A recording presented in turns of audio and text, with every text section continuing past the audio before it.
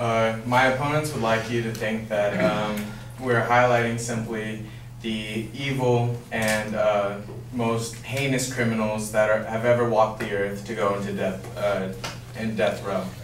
But what they don't say is what would happen if it was an innocent man. Unlike life without the possibility of parole, executed innocents do not have their entire lives to be proven innocent because their lives are taken away. And what we forget is that this action is irrevocable. We cannot go back and correct our mistake. In recent years, the death penalty has lost lots of ground in terms of public opinion. Hugo Adam Bedell, Michael L. Radley, and Constance E. Putnam, writers for Convicting the Innocent in Capital Cases, Criteria, Evidence, and Inference, we're talking about certain points on where the death penalty has lost public favor.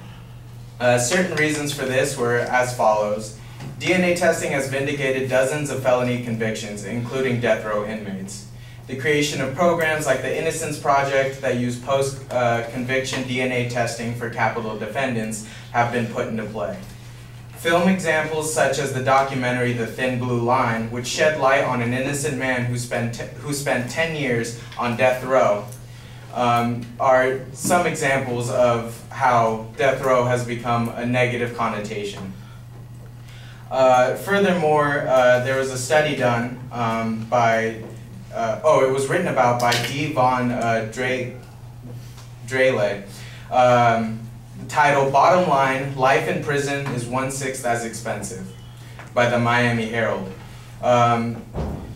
And he went on to say, in California, for example, a Field Institute survey showed that in 1990, 82% approved in principle of the death penalty. But when asked to choose between the death penalty and life imprisonment plus restitution, only a small minority, 26%, continued to favor executions. I'd like to go on to a very important topic. It's about how the death penalty does not really deter people from committing future crimes. James P. Gray, who was a past Supreme Court judge in Orange County, wrote an essay called Facing the Facts on the Death Penalty. And he was quoted to say, however, the large majority of offenses for which the death penalty is imposed are for offenses that are not so planned. That is to say, most burglars and robbers do not plan in advance to kill anybody, but things get out of control, and people are killed as a result. And the offenders that do not make prior plans are often involved in heavily emotional situations, commonly jilted lovers or people with severe psychiatric disorders, so they are not focusing on deterrence anyway. Those realities, coupled with the fact that most offenders never feel that they will ever get caught, negate the effects of deterrence for most offenses. So we can see that these acts of violence and murder are mostly circumstantial. He keeps on with, one more fact enters into this equation. As a practical matter, if a person knows that he has committed an offense, that would qualify him for the death penalty.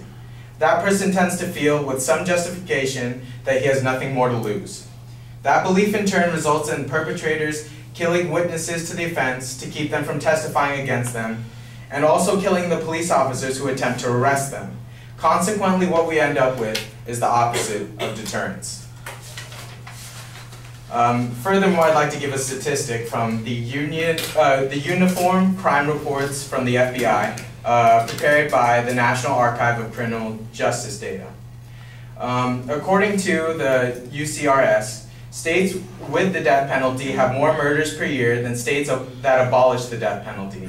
From the year 2000 to 2010, states with the death penalty have had 316 murders per year per state, while states without the death penalty have had 85.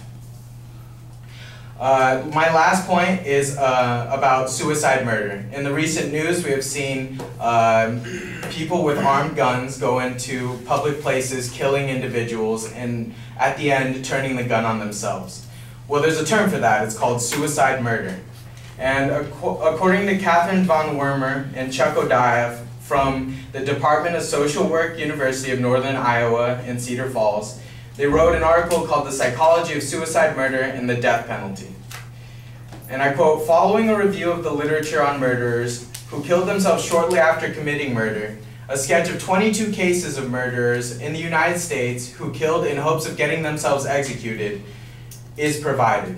In recognition of the primacy of suicide and some forms of homicide, the term suicide murder is used instead of murder-suicide. So the fact of the matter is that the death penalty brings about these types of actions. Whether or not they don't have the courage to kill themselves, they use the system to do it for them.